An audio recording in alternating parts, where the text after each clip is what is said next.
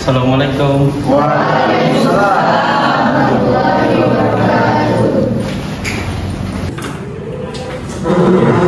Bismillahirrahmanirrahim. Assalamualaikum warahmatullahi wabarakatuh.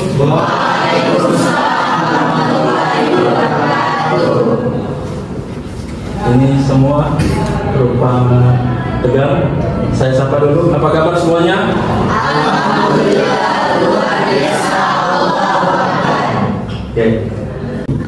Oke, adik-adik semuanya.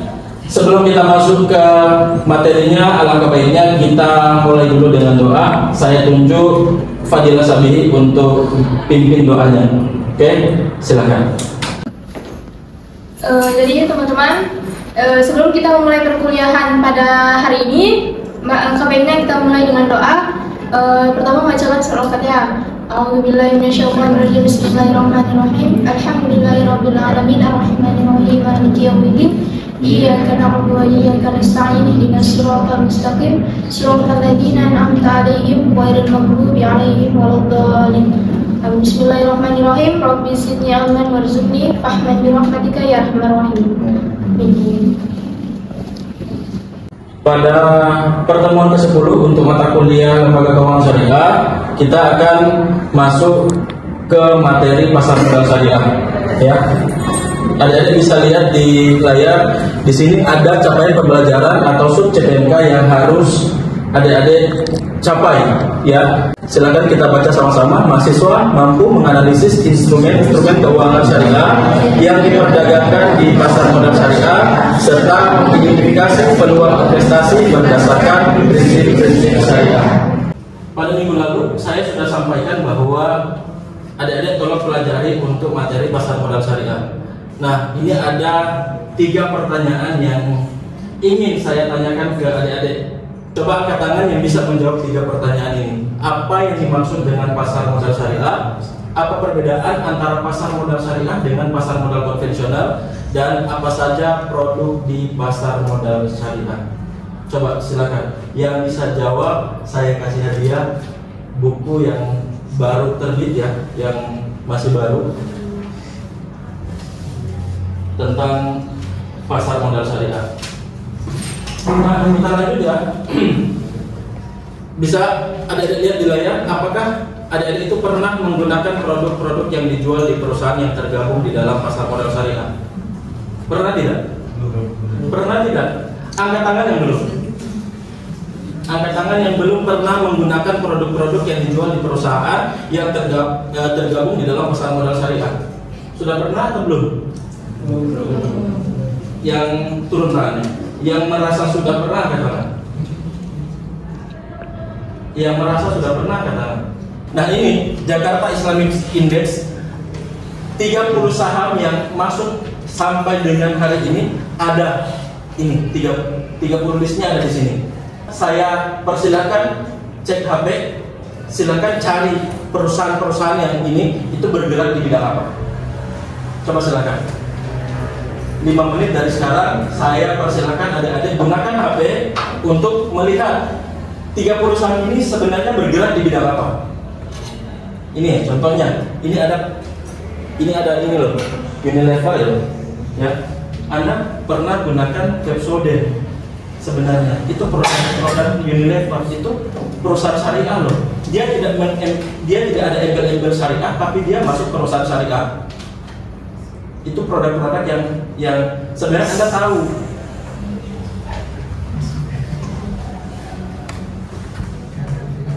Ini tadi bagaimana kayaknya ada PT Excel Axiata. Nah, ini 9 yang sering menggunakan kartu Excel. Nah, itu masuk 30 saham syariah terbaik dan terbesar di Indonesia. Saham syariah ya. Jadi Anda nih, misalnya ini saya contohkan ya, ini satu lot sama dengan satu lot sama dengan 2 juta contohnya. 2 juta rupiah. Ini 100 lembar saham loh. Satu lot itu sama dengan 100 lembar saham. Jadi misalkan, Pak, saya mau beli XL, tapi bukan kartunya, saya mau beli perusahaannya. Boleh. Karena satu kali Anda transaksi, Anda hanya butuh 2 juta rupiah saja, Anda sudah punya 1 lot saham di PT Excel Axiata Tbk. Bayangkan, Anda bukan karyawan, bukan, Anda pemiliknya. Langsung saja kita masuk ke pembahasannya. Di sini saya sudah punya satu video, ya, satu video rangkuman tentang pasar modal syariah. Silakan adik-adik simak apa yang saya sampaikan. Apabila ada yang kurang jelas dari apa yang saya sampaikan di dalam video, kita buka sesi tanya jawab atau diskusi. Pasar modal syariah memiliki 2 peran penting, yaitu yang pertama sebagai sumber pendanaan bagi perusahaan untuk mengembangkan usahanya melalui penerbitan efek atau surat berharga. Ya, kemudian yang kedua sebagai sarana investasi bagi investor. Pasar modal syariah itu bersifat universal, dapat dimanfaatkan oleh siapapun tanpa melihat latar belakang agama, suku, dan ras tertentu. Oke, simulasi membeli instrumen di pasar modal syariah. Saya butuh 4 orang yang akan diilustrasikan sebagai investor, perusahaan sekuritas, bursa efek, dan emiten. Saya butuh 4 orang. Cepat dulu maju ke depan. 1, 2 orang lagi perempuan. Ambil dari 2 orang perempuan. Oke, jadi teman-teman tolong simak ya. Ini sebagai emiten perusahaan. Ini perusahaan besar yang masih butuh dana. Ini sebagai Bursa Efek Indonesia yang sebagai regulator atau yang mengatur jalan lalu lintasnya keuangan di pasar modal syariah. Ini Bursa Efek Indonesia. Kemudian ini sebagai perusahaan sekuritas, ya, dia yang membantu Bursa Efek Indonesia. Ini investor yang banyak uang, yang kaya raya. Oke, saya ilustrasikan ya. Andre sebagai emiten atau perusahaan publik itu membutuhkan uang. Dia perusahaan yang besar, memang besar, tapi seiring berjalannya waktu, ya, seiring berjalannya waktu, dia membutuhkan modal yang besar. Sementara kalau pinjam di bank itu bunganya lumayan besar. Kemudian ini nih didengar oleh Adinda yang kaya raya, ya, dia ingin menjadi bagian dari perusahaan ini. Dibelilah beberapa, misalkan beberapa yang dijual. Oke, Adinda beli perusahaannya bukan langsung ke Bursa Efek Indonesia, ya, bukan langsung ke sini, tapi Adinda buka rekening dulu di perusahaan sekuritas. Dia buka dulu di perusahaan sekuritas rekeningnya, transaksinya nanti perusahaan sekuritas itu menyediakan aplikasi online trading. Jadi Anda mau trading itu ada aplikasinya, ya. Belinya di sini, jangan langsung ke Bursa Efek Indonesia. Nah, ini sebagai perpanjangan tangan, hanya perpanjangan tangan dari Bursa Efek Indonesia. Bursa Efek Indonesia tugasnya apa? Itu mengatur apa yang dia hanya menyimpan, yang mengatur segala aktivitas kedua belah pihak ini. Oke, sampai sini paham ya? Paham atau tidak? Oke, silakan dulu. Kita beri aplaus dulu untuk mereka perempuan. Nah, industri pasar modal syariah ini melibatkan berbagai lembaga ya, yang terlibat dalam pengaturan, pengawasan dan lain sebagainya. Ya, itu ada yang pertama otoritas pengatur dan pengawas. Ya, dalam hal ini Bank Indonesia dan apa satunya? OJK. Ya, Bank Indonesia sebagai bank sentral, OJK-nya sebagai otoritas pengawasnya. Kemudian ada Dewan Ulama. Dalam hal ini adalah Majelis Ulama Indonesia. Nah, ini ada penelitian Prosidik Internasional yang atas nama saya sendiri. Saya sudah pernah melakukan penelitian pada tahun 2018, ya, dan telah dipublikasikan di Prosidik Internasional yang judulnya Perlindungan Hukum bagi Investor Saham Syariah yang delisting dari Daftar Efek Syariah Perspektif Maslahat. Ya, coba apa yang Anda pahami dari artikel atau judul yang sudah saya buat? Apa yang Anda pahami? Jadi begini, Daftar Efek Syariah itu di screening kan per 6 bulan sekali. Toh, paham maksud saya?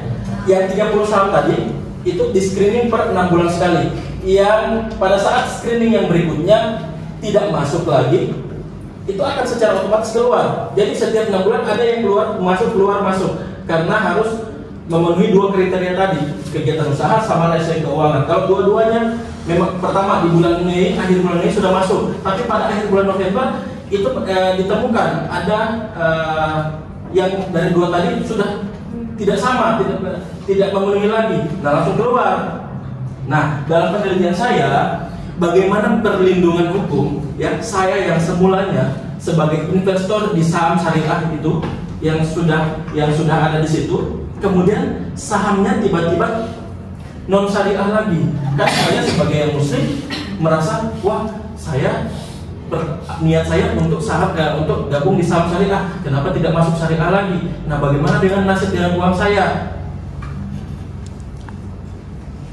Paham ya? Dari hasil penelitian yang saya dapatkan bahwa itu ada dua. Pertama, dijual dulu, segera menjual uangnya, segera menjual sahamnya. Ya, kalau sudah tahu perusahaan yang kita beli itu tidak syariah lagi, segera cepat-cepat jual sahamnya. Ya, itu jalan yang pertama, solusi yang pertama. Kemudian yang kedua, kita langsung buka rekening di saham konvensional. Yaitu hanya dua, kita langsung jual sahamnya atau kita buka rekening lagi di rekening konvensional. Dengan begitu kita tidak merasa berat lagi. Kemudian ada pengabdian tentang pasar modal syariah. Adik-adik, apalagi mahasiswa hukum ekonomi syariah, itu perhatikan ya, setiap tahun GIN Manado itu menyelenggarakan edukasi tentang pasar modal syariah yang biasanya itu bekerja sama dengan Bank Indonesia, yang di sini dalam hal ini ada perwakilan dari Sulawesi Utara, kantor BI Sulawesi Utara, atau dari Komite Nasional Ekonomi dan Keuangan Syariah atau NEX. Ya, oke. Pertanyaan, siapa yang bisa jawab pertanyaan ini? Saya kasih buku lagi. Ya, mengapa DSN MUI itu membolehkan sumber dana atau hutang berbasis bunga? Tadi kan saya bilang rasio hutang berbasis bunga masih dibolehkan tapi 45%. Rasio pendapatan non halal juga masih dibolehkan tapi 10%. Kenapa DSN MUI masih membolehkannya? Coba angkat tangan. Jawaban pertanyaan ini itu adalah salah satu pertanyaan yang barusan diteliti oleh mahasiswa Fakultas Syariah, Hukum Ekonomi Syariah yang barusan wisuda. Ini pertanyaannya. Apabila Anda bisa jawab, saya kasih buku tentang pasar modal syariah, dan ini masih baru, bukan tugas. Oke. Sampai sini. Ada pertanyaan? Silakan. Assalamualaikum warahmatullahi wabarakatuh. Waalaikumsalam warahmatullahi wabarakatuh. Terima kasih atas kesempatan yang diberikan oleh Bapak Dosen Pengampu. Pertama-tama izinkan saya memperkenalkan diri. Perkenalkan, nama saya Anugrah Saputra dari kelas HES 5A. Baik Pak, untuk pertanyaan pada hari ini mengenai pasar modal syariah. Nah, jika seandainya kami menjadi investor pada pasar modal syariah, apa keuntungan yang akan kami dapatkan? Oke, terima kasih. Pertanyaan yang bagus. Baik, apa yang akan kita dapatkan apabila kita menjadi investor di pasar modal syariah? Ya, ada dua yang akan kita dapatkan. Ya, ada dua. Yang pertama adalah capital gain dan dividen. Nah, capital gain itu adalah misalnya Anda hari ini, Anda beli hari ini, misalnya satu lot sama dengan 1 juta rupiah. Ya. Kemudian Anda sangat mendesak, ternyata anak saya sakit atau ada yang sakit dan butuh dana, sementara dana yang tersisa di tabungan sudah habis, yang tersisa hanya tabungan saham saya. Ya, saya ingin menjual saham. Saya buka di aplikasi yang sudah disediakan oleh perusahaan sekuritas. Ternyata hari ini saham itu lagi naik. Paham ya? Per hari ini saham itu lagi naik. Harganya 3 juta rupiah per lot. Dan pada saat itu Anda ada 5 lot. Di awal itu Anda tabungnya 5 juta rupiah, ada 5 lot. Tapi per hari ini Anda cek di aplikasi, ternyata harganya naik jadi 3 juta per lot. Nah, Anda di sini ada keuntungan. Ya. Anda belinya 5 juta, Anda kembalinya 15 juta. Ternyata ada selisih 10 juta. Nah, ini capital gain ini adalah keuntungan yang Anda dapatkan apabila Anda menabung saham jangka pendek. Nah, ini kemudian ada dividen. Anda punya perusahaan nih. Anda punya perusahaan, misalnya perusahaan Unilever. Perusahaan Unilever itu perusahaan yang paling sering sekali, yang terbaik, yang paling sering dibeli oleh orang karena itu rutin membagikan keuntungan. Nah, keuntungan yang dimaksud dividen ini adalah keuntungan yang dimiliki oleh perusahaan per 1 tahun. Laba bersihnya, misalnya dia 1 tahun, perusahaan Unilever misalnya dia dapat keuntungan dari hasil penjualan produk-produknya, dia keuntungannya ada misalkan 1 miliar per tahun. Bukan pendapatannya, laba bersihnya itu 1 miliar per tahun. Nah, biasanya yang pemilik saham itu dapat bagian sesuai dengan besaran sahamnya. Misalnya yang satu lot ini atau 5 lot ini itu hanya dihitung 0,0001%. Contoh 0,001% dari pemilik perusahaan. Ini pasti dapat. Jadi 1 miliar kali ini dan itu keuntungannya yang Anda dapatkan. Keuntungan Anda terima, uang Anda masih di dalam, masih ada, belum dicairkan. Dan ini jangkanya jangka panjang. Kalau Anda mau jual, Anda dapatnya capital gain, selisih. Tapi kalau mau jual, harus jual di harga yang lebih up dari harga beli. Ada lagi pertanyaan? Apakah sudah jelas dengan apa yang saya sampaikan hari ini? Sangat jelas ya. Saya punya tugas ke adik-adik semuanya ya. Jadi ada 30 saham, atau Anda boleh cek di indeks saham syariah Indonesia, itu ada 500 saham. Anda boleh pilih salah satunya ya. Lakukan analisis fundamental, kemudian tentukan saham tersebut memenuhi kriteria syariah atau tidak. Dalam mengakhiri perkuliahan ini, mari kita selalu ingat bahwa pasar modal syariah itu bukan hanya tentang investasi keuangan, tapi juga tentang investasi di dalam keberkahan, etika, dan integritas. Semoga ilmu yang kita pelajari hari ini bisa menjadi landasan untuk kita berinvestasi ataupun secara bertanggung jawab ya, memajukan prinsip-prinsip syariah. Kemudian teruslah belajar dan berkontribusi positif di dalam pasar modal syariah. Terima kasih atas partisipasi dan dedikasi adik-adik semuanya di dalam perkuliahan ini. Semoga sukses selalu menyertai langkah-langkah kita semua ke depan. Sampai jumpa lagi di minggu depan dengan materi selanjutnya, yaitu Bank Indonesia. Saya harapkan adik-adik semua sudah mempelajari materinya sebelum saya masuk. Oke? Bisa ya? Saya akhiri perkuliahan ini. Wassalamualaikum warahmatullahi wabarakatuh. Waalaikumsalam warahmatullahi wabarakatuh.